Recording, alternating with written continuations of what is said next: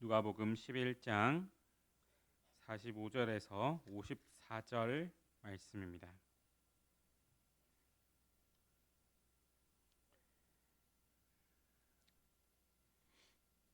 제가 가진 성경 신약성경 114쪽에 있습니다. 누가복음 11장 45절에서 54절 말씀입니다. 다 찾으신 줄 알고 제가 봉독하도록 하겠습니다. 한 율법 교사가 예수께 대답하여 이르되 선생님 이렇게 말씀하시니 우리까지 모욕하심이니이다. 이르시되 화 있을진저 또 너희 율법 교사여 지기 어려운 짐을 사람에게 지우고 너희는 한 손가락도 이 짐에 대지 않는도다. 화 있을진저 너희는 선지자들의 무덤을 만드는도다. 그들을 죽인 자도 너희 조상들이로다. 이와 같이 그들은 죽이고 너희는 무덤을 만드니 너희가 너희 조상의 행한 일에 증인이 되어 옳게 여기는도다. 그러므로 하나님의 지혜가 일렀으되 내가 선지자와 사도들을 그들에게 보내리니 그 중에서 덜어는 죽이며 또 박해하리라 하였느니라. 창세이로 흘린 모든 선지자들의 피를 이 세대가 담당하되 곧 아벨의 피로부터 제단과 성전 사이에서 죽임을 당한 사가랴의 피까지 하리라. 내가 너희에게 이르노니 과연 이 세대가 담당하리라. 화 있을진저 너희 율법 교사여 너희가 지식의 열쇠를 가져가서 너희도 들어가지 않고 또 들어가고자 하는 자도 막았느니라 하시니라. 거기서 나오실 때에 서기관과 바리새인들이 거세게 달려들어 여러 가지 일을 따져 묻고 그 입에서 나오는 말을 책잡고자 하여 노리고 있더라. 아멘. 신앙생활을 하다 보면은 한 가지 역설적인 현상을 경험하게 됩니다. 그것은 바로 우리의 신앙의 연수가 점점 차면 찰수록 우리 안에 어떠한 것이 더 식어지더라라고 하는 것입니다. 처음 예수님을 믿을 때에 은혜와 감격으로 가득합니다.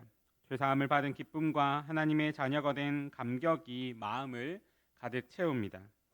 그때 아무것도 아는 것이 없지만은 사랑하는 마음 하나로 기쁘게 신앙생활을 하게 됩니다. 그런데 시간이 지나가면서 무언가가 달라집니다. 믿음이 자라고 신앙의 경력이 쌓이면서 처음에 그 뜨거운 사랑은 어디론가 사라지고 형식과 기준이 남는 경우가 많습니다. 성경 지식은 늘어나지만은 마음은 메말라가고 교회 일은 많이 하지만은 기쁨은 사라져갑니다. 신앙의 연수는 길어지는데 사랑은 식어져 가게 되는 것입니다. 어느새 우리는 우리가 처음 누렸던 그리고 처음 붙잡았던 우리 안에 정말로 주님이 누리게 하신 것들을 잃어버린 채 어느새 형식과 기준만 남게 되는 경우가 참 많이 있게 됩니다. 오늘 본문 45절을 보면은 한 율법 교사가 예수님께 이렇게 말합니다. 선생님 이렇게 말씀하시니 우리까지 모욕하십니다. 예수께서 바리새인들을 책망하시자 율법 교사들이 자기들도 함께 비난을 받았다. 자기들의 그 명예도 자기들도 함께 모욕을 받았다라고 항변하는 장면입니다. 그러자 예수님은 그것에 대하여서 너희를 향해서 말한 말이 아니다라고 하지 않으시고 오히려 더 강하게 정말로 강한 어조로 화 있을진저라고 하는 말을 반복하시면서 그들을 책망하십니다. 예수님께서 율법 교사들에게 하신 첫 번째 책망은 화 있을진저 너희 율법 교사여 지기 어려운 짐을 사람에게 지우고 너희는 한 손가락도 이 짐에 대지 않는도다라고 하신 말씀입니다. 율법 교사들은 백성들에게 무거운 짐을 지웠습니다. 어떤 짐이냐면은 하나님을 섬기려면 그리고 하나님 앞에서 의로우려면은 이렇게 해야 한다라고 하는 수많은 규정들을 만든 것입니다. 하나님께서 주신 율법만으로 충분하지 않다라고 생각한 그들은 율법을 해석하고 적용하면서 정말로 수많은 세세한 규정들을 만들어냈습니다. 이것을 장로들의 전통이라고 불렀는데 안식일에 할 수 있는 일과 할 수 없는 일, 그리고 씻어야 하는 것과 씻는 방법, 먹을 수 있는 것과 먹을 수 없는 것 등 일상의 모든 영역에 걸쳐서 복잡하고 다양한 규정들이 만들어졌습니다. 문제는 율법 교사들이 이런 무거운 짐을 백성들에게 지우면서 자기들은 한 손가락도 되지 않았다라고 하는 것입니다. 그들은 여러 율법의 규정들을 만들면서 그들 자신들 위해서는 온갖 예외 규정과 빠져나갈 구멍, 자신들이 할 수 있을 만한 어떤 것들을 만들어 놓았습니다. 백성들에게는 엄격한 기준을 적용하면서 자신들에게는 관대한 모습을 보였던 것입니다. 이것이 바로 위선입니다. 이런 위선적인 태도는 신앙의 이중잣대로 나타나게 됩니다. 다른 사람의 죄는 크게 보면서 자신의 죄는 작게 보고, 남이 실수하는 것은 엄격하게 판단하면서 자신의 실수에 대하여서는 많은 이유를 대면서 그 실수를 합리화하게 되는 것입니다. 예수님께서 마태복음 7장에서 말씀하신 것처럼 형제의 눈 속에 있는 티는 보면서 자신의 눈 속에 있는 들보는 보지 못하게 되는 것입니다. 이러한 것이 가져다주는 더 심각한 문제가 있습니다. 그것은 바로 형식은 강조하되 본질은 잃어버렸다라고 하는 것입니다. 율법의 근본 정신이 무엇입니까? 그것은 바로 사랑입니다. 하나님을 사랑하고 이웃을 사랑하는 것입니다. 그러나 율법 교사들은 이런 사랑과 자비의 정신은 사라지고 외적인 규정 준수만 강조했습니다. 그 결과 그 율법을 지킴, 그런 규정들을 지킴에 있어서 거기에 남는 것은 형식뿐이었고, 그리고 비판과 판단과 정죄만이 남아 있었습니다. 이제 그들의 그 율법 지킴에는 생명이 없었고 사랑이 없어지게 된 것입니다.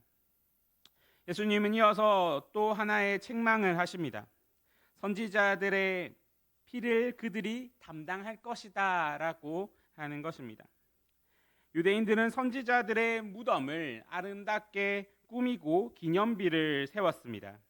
겉으로 보기에 이것은 그 자신들의 역사 속에서 하나님이 보내셨던 선지자들을 정말 존경하고 기억하는 좋은 일처럼 보입니다. 그런데 여기서조차도 그들 자신이 보지 못하는 위선이 있었습니다. 조상들은 선지자를 죽였고 그 후손들은 무덤을 꾸몄다라고 하는 것입니다. 과연 이들이 선지자의 무덤을 꾸밀 때 뭐라고 하면서 꾸몄겠습니까? 조상들의 잘못으로서 이 선지자들이 하나님의 보내심을 받은 선지자들이 죽임을 당하였지만 우리는 그 조상들의 잘못을 인정하고 뉘우치면서 이 선지자들을 존경하고 기리는 마음으로 이 무덤을 꾸미겠다라고 이야기를 했을 것입니다. 그들은 조상들의 죄를 인정하며 그 조상들이 하나님께서 보내신 선지자를 죽였던 것을 잘못이다라고 이야기한다라고 하지만은 정작 그들은 지금 가장 큰 잘못을 똑같이 하고 있었습니다. 이들의 그 선지자의 죽음의 정점이 무엇입니까? 바로 하나님이 보내신 예수 그리스도를 십자가에 못 박고 죽이는 것입니다. 하나님이 예수님을 보내시고 그리고 하나님이 예수님을 통하여서 온 율법과 선지자가 말씀하신 그 바로 보여주던 그 예수님이 이곳에 왔다라는 것을 그들이 아마 잘 생각했으면은 분명히 선지자가 그리고 율법이 가르치는 메시아가 있다. 그리고 그 메시아가 지금 이 예수님이다라는 것을 알 수 있었지만은 하지만 그들은 볼 수가 없었습니다. 눈이 어두워졌고 이미 그들의 마음 속에서는 순종함이 그리고 그 생명이 사라짐으로써 그것을 보지 못하게 되는 것입니다. 그들은 선지자의 무덤들은 꾸몄지만은 선지자들이 예언한 메시아는 죽임으로써 똑같은 잘못을 저지르고 있었습니다. 그렇다면 오늘 우리는 어떻습니까? 우리는 성경을 읽고 설교를 듣고 성경 공부를 하기도 합니다. 어쩌면 우리는 그 당시의 율법 교사들보다도 더 많은 성경 지식을 가지고 있을지도 모릅니다. 그러나 그 지식이 정말로 우리의 삶을 변화시키고 있는가? 정말로 그 지식이 우리의 삶에서 생명으로서 나타나고 있는가라고 하는 것을 우리는 한번 생각해 보아야 합니다. 율법 교사들은 율법을 가장 많이 아는 이들이었습니다. 그들은 매일 율법을 연구하고 가르쳤습니다. 그러나 그들은 그 율법이 가리키는 메시아 예수 그리스도를 보지 못했습니다. 그들에게는 지식이 있었지만은 그 지식이 생명으로 이어지지는 못했던 것입니다. 우리도 마찬가지입니다. 우리가 가지고 있는 많은 성경적인 지식이 있을 수가 있습니다. 하지만 그 지식은 반드시 우리에게 생명과 그리고 순종으로 이어져야 합니다. 우리는 종종 어떤 선택의 유혹에 빠져듭니다. 그것은 무엇이냐면은 내게 유익이 되는 말씀, 그리고 내가 받아들이기에 아무 거리낌이 없는 말씀들은 잘 받아들이지만은 그렇지 않고 내 마음에 조금 거리낌이 있거나 이것은 나하고 조금 안 맞는 것 같은데 라고 하는 말씀들은 잘 받아들이지 못한다라고 하는 것입니다. 하나님은 사랑이시다. 하나님은 복을 주신다. 하나님은 용서하신다. 이런 말씀들은 우리가 받아들이기에 아무런 거리낌이 없습니다. 오히려 그것이 우리에게 참 은혜가 되고 참 위로가 됩니다. 그래서 이 말씀들이 우리의 삶에서 적용되기란 참 쉽습니다. 그런데 내게 불편한 말씀, 내게 어떤 회개를 요구하는 말씀, 내 삶의 어떤 부분을 찌르고 건드리는 말씀들은 내게서 그 말씀이 소화될 때에 걸리는 것이 너무나 많습니다.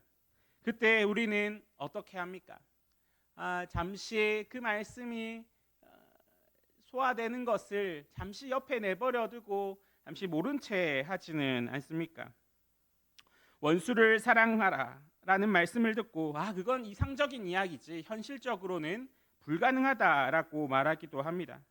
용서하되 70번씩 7번까지도 하라라고 하는 말씀을 듣고 그 사람이 나를 얼마나 힘들게 했는데 그 사람이 나에게 한 게 어떤 것이 있는데 그걸 어떻게 다 용서하나 라고 하는 마음이 들기도 합니다. 내 이웃을 내 자신과 같이 사랑하라 라고 하는 말씀을 듣고 내 자신의 삶을 살아가기도 바쁜데 어떻게 남까지 그렇게 챙길 수가 있나 라고 생각을 하기도 합니다. 우리는 참 돌아보면은 말씀을 많이 압니다. 그러나 우리의 알미, 우리의 생명으로 이어져야 합니다. 사무엘상 15장에서 사무엘은 사울 왕에게 이렇게 말합니다. 순종이 제사보다 낫고 듣는 것이 순양의 기름보다 나으니. 하나님께서 원하시는 것은 화려한 예배나 많은 지식이 아니라 하나님께서 정말로 원하시는 것은 겸손한 순종이다라고 하는 것을 우리는 잘 기억해야 합니다. 그러므로 우리가 이 예수님의 책망을 받지 않으려면 어떻게 해야 하겠습니까? 우리는 작은 것부터 순종할 수 있어야 합니다. 하나님께서 내게 말씀하시는 그 한 가지를 작은 것이라 할지라도 순종해야 합니다. 저 사람에게 먼저 화해를 청하라. 저 형제에게 사과하고 저 자매를 용서하라. 저 이웃을 도우라 라고 하는 그 작은 음성에 우리가 순종할 때, 그리고 그 순종이 점점 우리의 삶을 만들어가고 그래야 해서 우리가 말씀으로써 살아간다라고 하는 것이 우리 삶에서 체험될 때, 그때 비로소 우리의 지식은 생명으로, 우리의 신앙은 참 살아있는 신앙으로서 작용할 수 있게 되는 것입니다. 예수님의 세 번째 책망은 너희가 지식의 열쇠를 가져가고 너희도 들어가지 않고 또 들어가고자 하는 자도 막았다라고 하는 것입니다. 이 말씀은 율법 교사들의 가장 심각한 죄를 지적합니다. 그들은 지식의 열쇠를 가지고 있었습니다. 그들에게 부여된 책임은 정말로 막중했습니다. 율법의 지식을 독점하고 있었던 것입니다. 당시에는 성경이 귀했고 대부분의 사람들은 그 성경을 잘 읽지 못했습니다. 그래서 백성들은 그 성경의 내용과 그것의 해석을 율법 교사에게 의지할 수밖에 없었습니다. 그런데 율법 교사들은 이러한 막중한 책임을 맡았을 때에 그 책임을 정말 충성되게 감당하기는커녕 이런 지위를 이용하여서 율법의 참된 의미를 가르치지 않고 왜곡했습니다. 그들은 형식적인 종교 생활로 먼저 스스로를 속였습니다. 더 심각한 것은 들어오고자 하는 자도 막았다라고 하는 것입니다. 그들은 그 율법을 그리고 그것을 잘못 사용함으로써 그들 자신만 천국에 들어가지 못하는 것이 아니라 다른 사람들의 그 이해도 그리고 그 다른 사람들의 그 천국에 들어감도 방해했습니다. 어떻게 그들이 방해를 하게 됩니까? 그들은 복잡한 율법 규정으로 하나님을 멀고 어려운 존재로 만들었습니다. 그들은 예수님을 메시아로 믿지 못하게 백성들을 선동했습니다. 그들은 진리를 왜곡해서 전하고 있었던 것입니다. 그렇다면 오늘날 우리는 어떻습니까? 혹시 우리도 이러한 율법 교사와 같이 천국 문을 닫고 있지는 않습니까? 우리의 삶을 돌아볼 때 우리의 삶이, 우리의 태도가, 우리의 말이 누군가에게 우리의 그 모든 모습들로 통하여서 그 사람과 하나님이 더 멀어지게 만들고 있는지는 않는가라고 하는 것을 우리는 한번 돌아보아야 합니다. 우리의 삶이 복음의 장애물이 아니라 복음의 다리가 되게 해야 합니다. 우리의 사랑과 긍휼을 통하여서 사람들을 하나님께 인도하고, 우리 그리하여서 우리가 정말로 하나님과 그 믿지 않는 자들 간의 복음의 다리가 되고, 다른 사람들에게 하나님의 편지가 되어서 우리를 통하여서 더욱더 그 복음을 잘 들을 수 있도록 만들어주는 삶이 되어야 합니다. 이어서 본문 53절 54절을 보면은 바리새인들의 반응이 나옵니다. 거기서 나오실 때 서기관과 바리새인들이 거세게 달려들어 여러 가지를 따져 묻고 그 입에서 나오는 것을 잡고자 하여 목을 노리고 있더라 라고 말을 합니다. 예수님의 책망이 끝납니다. 그런데 그들의 반응이 어떻습니까? 그들의 반응이 예수님이 나를 이렇게 책망하시는구나. 내가 이렇게 참 안 좋은 모습이 있었는데 예수님이 그것을 깨우쳐 주시는구나. 내가 이제 잘해야겠다라고 하는 것이 아니라 이제 그들이 더욱더 그 악함을 공고히 합니다. 그리고 나서 더욱더 그 책망하신 것들에 대하여서 그 악함을 더욱더 굳세게 하여서 이제 예수님과 이제 더 대적하려 하게 됩니다. 그들이 보인 것은 회개가 아니라 오히려 더 강한 적대감이었습니다. 그들은 거세게 달려들어서 여러 가지 일을 따져 묻고 있었습니다. 우리도 이러한 모습이 있지는 않습니까? 우리에게 있어서 이러한 그 거세게 달려듦과 여러 가지 일을 따져 묻는 모습이, 우리가 설교를 듣고 말씀을 읽고 어떠한 말씀이 우리에게 들려질 때에 우리에게 있어서 내 이 행동은 이렇기 때문에 정당했어. 그때는 이렇게 할 수밖에 없었어라고 하는 합리화를 우리는 이런 식으로 하게 됩니다. 우리에게 있어서 누군가 우리의 잘못을 지적할 때 사실 우리는 그것을 받아들이기보다는 내가 그렇게 할 수밖에 없었던 이유와, 그리고 나의 행동이 왜 정당했는지와 내가 왜 그렇게 하는 것이 옳았는지를 더 먼저 생각하게 합니다.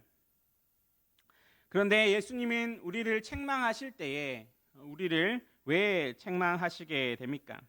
예수님의 책망은 우리를 정죄하기 위함이 아닙니다. 예수님의 책망은 회개하기 위함입니다. 마찬가지로 우리에게 말씀이 주어질 때 혹시 그 말씀이 우리를 찌르고 혹시 그 말씀이 우리를 불편하게 한다면은 그것도 우리를 정죄하려 함이 아니라 우리를 참된 믿음의 사람으로 세우시기 위함임을 우리는 항상 기억해야 합니다. 그래서 우리가 말씀 앞에서 보여야 되는 반응은 바로 회개와 회복입니다. 우리는 그것으로서 나아가야 하는 것입니다. 먼저 우리는 정직하게 우리 자신을 돌아보아야 합니다. 혹시 오늘 그 예수님이 율법교사에게 한 책망처럼 다른 사람에게는 엄격한 잣대를 들이밀면서 우리 자신에게는 관대하진 않았는가? 혹시 성경 말씀을 많이 알면서도 그것이 우리의 생명으로, 삶으로 나타나지 못하지는 않았는가? 혹시 우리의 태도와 행동으로 누군가를 하나님으로부터 멀어지게 만들지는 않았는가라고 하는 것을 한번 돌이켜봐야 합니다. 진정한 회개는 단순히 잘못을 인정하는 것에서 그치지 않습니다. 회개는 돌이킴입니다. 우리가 가던 길을 멈추고 하나님이 원하시는 방향으로 다시 걸어가는 것입니다. 이렇게 회개를 하고 난 후에 주님은 우리에게 어디로 이끌어 가고 계십니까? 회개를 하고 난 후에 주님은 우리를 회복으로 이끌어 가십니다. 하나님께서는 우리를 책망하시되 그것으로 끝내지 않으십니다. 하나님께서는 우리를 회복시키시고 새롭게 하시고 참된 믿음으로 세워가는 데까지 이끌어 가십니다. 우리의 신앙은 은혜로 시작되었습니다. 우리가 예수님을 믿게 된 것, 하나님의 자녀가 된 것, 이 모든 것이 하나님의 은혜다라고 우리는 고백을 하게 됩니다. 우리가 은혜로 그 모든 것이 시작되고 그 모든 것이 이루어져 간다라고 한다면은 우리의 그 모든 것에 그 은혜라는 것이 분명하게 박혀 있어야 합니다. 우리에게 있어서 율법과 형식이라는 것이 올 때 정말로 그것이 그 은혜를 더 살리게 하는가, 아니면은 그것이 은혜를 죽이는가라고 하는 것으로서 기억해 한번 돌이켜 보아야 합니다. 그리고 교만과 위선으로 떨어지지 말아야 합니다. 은혜로 시작한 신앙을 은혜로 마쳐야 하는 것입니다. 오늘 이 말씀을 통해 혹시 우리 안에 남아있는 율법교사의 모습을 발견했다면은 이 시간 그것을 주님 앞에 내려놓고 기도로 나아갑시다. 그리고 다시 은혜를 회복하고 처음 사랑을 회복합시다. 우리가 다시 겸손해져서 서로의 짐을 나누고 함께 말씀에 순종하며 함께 천국을 향해 걸어가는 아름다운 교회가 되기를 소망합니다. 주님께서는 우리를 책망하시되 그 책망하심으로 그치지 않고 우리를 회개하게 하시고 그리고 우리를 회복까지 이끌어 가실 겁니다. 그러한 주님을 믿으며 그 주님이 모이게 하여 주신 이곳에서 아름다운 신앙의 이야기들을 풍성하게 이루어가는 저와 여러분이 되기를 간절히 소망합니다. 함께 기도하시겠습니다. 사랑과 긍휼이 풍성하신 하나님 아버지, 오늘 주의 말씀 앞에 우리를 세워주심에 감사합니다. 주님, 우리가 은혜로 구원받았음을 항상 기억하게 하시고 우리를 회복시켜 주시어서 처음 사랑을 회복하게 하시고 은혜의 감격을 다시 누리게 하여 주시옵소서. 우리의 각자의 삶 속에서 오늘 주신 말씀을 붙들게 하여 주시고 작은 것부터 순종하며 한 걸음씩 주님을 닮아가게 하여 주시옵소서. 우리의 삶이 복음을 가리는 장애물이 아니라 사람들을 주님에게로 인도하는 복음의 다리가 되게 하여 주시고 그래야 해서 정말로 우리가 주의 자녀임이 주님께서 우리에게 들려주신 그 말씀이 우리 안에서 그 생명으로 살아 움직임이 드러나는 삶이 되게 인도하여 주시옵소서. 주님, 모든 것이 우리의 힘으로 되지 않음을 고백합니다. 오직 주의 은혜로만 주 안에서만 가능함을 믿사오니 날마다 주의 은혜의 보좌 앞에 나아가 긍휼을 구하고 때를 따라 돕는 은혜를 받게 하여 주시옵소서. 주의 은혜로 시작한 이 신앙을 은혜로 마치게 하시고 마침내 우리 모두가 함께 주 앞에 서는 그날까지 겸손과 온유함으로 서로 사랑하며 천국을 향해 걸어가게 인도하여 주시옵소서. 이 모든 기도를 우리 주 예수 그리스도의 이름으로 기도드립니다. 아멘.